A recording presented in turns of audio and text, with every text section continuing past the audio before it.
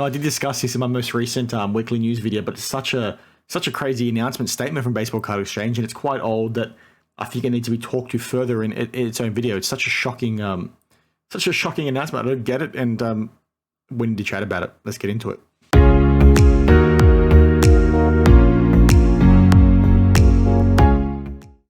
Hey everyone, Dan the Card Man back again. Welcome to another video. So as I discussed in that intro and in my weekly news video, if you would have seen that, today we're going to jump further into the Baseball Card Exchange matter regarding some pretty crazy words from Steve in an interview he did back in September last year.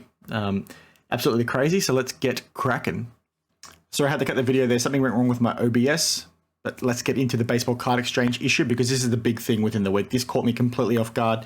I was watching Sports Card Radio earlier in the week, and they mentioned something that literally left me like mouth drop kind of thing when I heard it, right? They spoke about something they heard in a Rattle Pokemon video. I checked it out and have watched this interview since then from Triple Double Sports Cards, which you can see over here. Give them a like and a follow. They had an 86 FLEER box that they sent off to Baseball Card Exchange for review and wrapping, okay? I'm not sure how they got their hands on that box or the backstory behind it, but that was essentially what they did.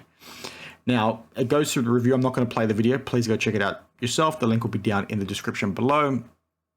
But basically, what happened as part of this process, and Steve talks to this in the interview, was that there were two things that they identified when doing this review. One, there was a pack in the box, which is, and this is the first red flag, that was slightly open. Steve doesn't think it was tampered with, and that's his own words, but it was open. And he said that's just a byproduct of the age of the product. It's not uncommon for similar sets across hockey and things like that for the time era. But what they decided to do in that instance was take that pack out and replace it with a sealed one. So firstly, when I heard that, I was like, are you guys kidding me? Because that sort of goes against what this process is trying to do, right? But then he decided to like double down with an extra mic drop, mouth drop moment, whatever you want to call it, right? Where he says, well, actually, there was a second pack in there that was a bit concerning. And this one looks like it was open, searched, and then resealed by someone, okay? Which is, again, a huge red flag. So you, as a customer, as a person not involved in this process, might think, or might expect them at this point to say, okay, this box looks like it's tampered with. We're going to hand it off. We're not going to wrap this. We can't give comfort to you, okay? But no, what does Baseball Card Exchange go out and do? Well, they say, well, actually, let's just replace it with a separate pack. And it's worth noting that the two packs they take are PSA graded packs. But to give you some additional information, if you didn't already know, Baseball Card Exchange are the ones that authenticate the packs that go to PSA. Bit of a circle jerk happening there, but that's like mind-boggling to me, right? They've taken two packs out of a box, replaced them. So in his mind, he already knows it's a Frankenstein box. Some of the other packs may have been tampered with. He couldn't see any tampering, but they've put two more packs in there, made a Frankenstein box, and now I'm going to wrap it and say to the market, it's good to go. Now, it's worth mentioning that as part of this process, Baseball Card Exchange do give the person a certificate, which outlines what they've essentially done. And I imagine, if I recall, the wrap notes the number that you can then look up on a database to see their notes. And it will say that it was a 36-pack booster box, which implies, or a trading card box, I should say, not booster box, which implies that it's not an original 36 box set. But that is incredibly questionable in my opinion. Like, you'd almost, like that caught me so off guard. I'm not sure if you guys would be the same, but that's incredibly shocking to hear and raises so many questions on their service, in my opinion, because if they don't have the appropriate risk appetite to see that and say to guys, sorry, we don't feel comfortable authenticating this. It's clearly been tampered with. Take it, go away. We don't want to deal with you. But they're wrapping it instead to get the money or whatever reason. Like, that's highly questionable. And I don't know if they're necessarily being overly disingenuous with this approach. Like, Steve seems like a good guy, seems very knowledgeable, but like I've touched on in previous recent videos, you've got so much money in the hobby these days. It's essentially a multi-billion-dollar industry at times, that you sort of can't have this kind of amateurish approach anymore. Like, maybe this worked back in the day, but now you've got so many people trying to scam and things like that, that this is, it's just entirely questionable. And I could not believe it when I heard it. Like, there's other boxes out there that have been wrapped that are now entirely questionable. And the logic that he explains within this video is almost laughable in the sense, because what he says is, well, the reason why we're comfortable doing this is because when somebody sends me a 36-pack booster box or trading card box, it's a booster game, I'm an idiot, we don't know whether they've replaced packs. So because we don't know whether they've replaced packs, we're comfortable to replace packs ourselves, which is idiotic in my opinion. If you don't have comfort that the 36 packs that are in that box are original to that box from back in the day, then you should not be wrapping that box, because that is incredibly disingenuous. And I know, like I touched on, their certificates outline that they're not original, but like when you hear, like, this is out of my realm of investment, right? Like, out of my realm of collecting. I can't afford this kind of crap. But when I hear people like Sports Card Investor talk about it, and other high-end collectors, they talk about busting these boxes, and then they're upset when they don't get any Jordans, it doesn't imply to me that when they've got a BBC wrap product, that they know that this is a Frankenstein box. Okay? So maybe, even though Baseball Card Exchange, I should say, not maybe, because Baseball Card Exchange have this approach, it doesn't make it okay. It doesn't mean the market inherently understands the same thing as they do. When the market sees a Baseball Card Exchange wrap, they inherently assume that the box is original.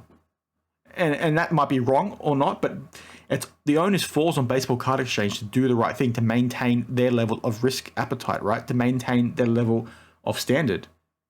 And from their perspective, whatever happens then onwards once it's wrapped falls on them. So if the market doesn't truly understand it, then that falls on them. Even though they've got a certificate that outlines what's happening, the market is dumb. People are dumb. They don't know that. They see the wrap, they inherently think it's correct. It's the same with these trim cards down below in my recent video where I talk about that we touched on a bit earlier today. It's like PSA, if there's any instance that a card has been trimmed, they shouldn't be looking at it. They should be turning it away. And if they work with the manufacturers, they could probably get there, because they shouldn't feel sorry for the person sending it in. They shouldn't feel like they owe the person sending it in to grade it or to authenticate the product for them.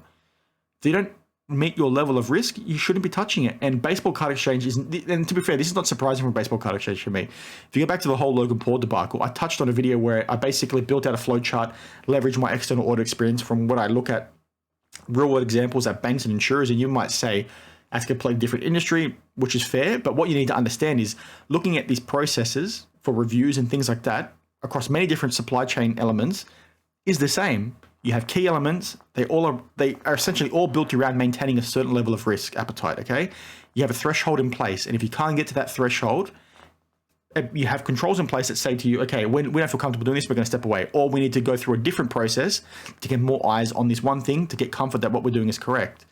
And what that Pokemon scenario highlighted to me is that Baseball Card Exchange don't have that in place, because no matter what kind of box they're looking at, they should have enough checks to get comfort, all right? And what that would have led to is them not looking at that Pokemon case and saying, okay, we're going to wrap it. They shouldn't have got to that point. So the fact that they did imply that their process was broken or not sufficient enough, not robust enough, and when I say those words, not good enough to do the job that the market expects them to do. And then this flows into this, because hearing the thoughts and hearing Steve say this in a live interview was incredibly shocking to me. It's like, I can't believe he said those things, because to me, I'm surprised this didn't blow up. I'm surprised the hobby didn't go like, what the heck are you guys talking about? Because it raises so many questions on all the other things they've wrapped that didn't come wrapped from the manufacturer.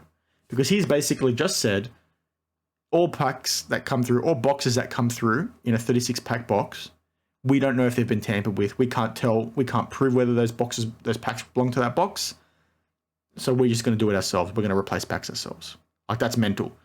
The other thing that's worth mentioning is that the certificate doesn't note the issues with the packs that were in there. It just says 36-pack box. It doesn't say that one of the packs in there were tampered with, which is another huge red flag, right? Because you as a buyer need to know that.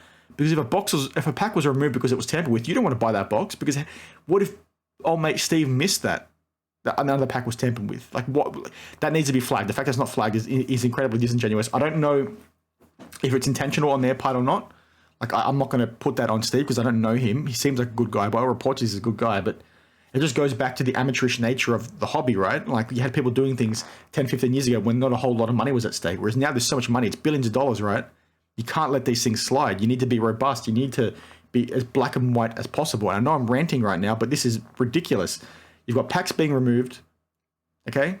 Packs that have been tampered with that have been removed. They're being replaced, and their logic to replace it is that when somebody sends in a box, we don't know if they've replaced it, and yet we still wrap both boxes in those instances. That's just mental. I don't think the market truly understands that. That's not conveyed to the market. And if it is, that's news to me. And I generally watch a lot of videos, and I see a lot of people getting these kinds of products, and they don't appear to be talking to those factors, right? And that it's absolutely mental that they go ahead with it. I'm shocked. I think it raises so many questions on the things they've wrapped. It's so amateurish.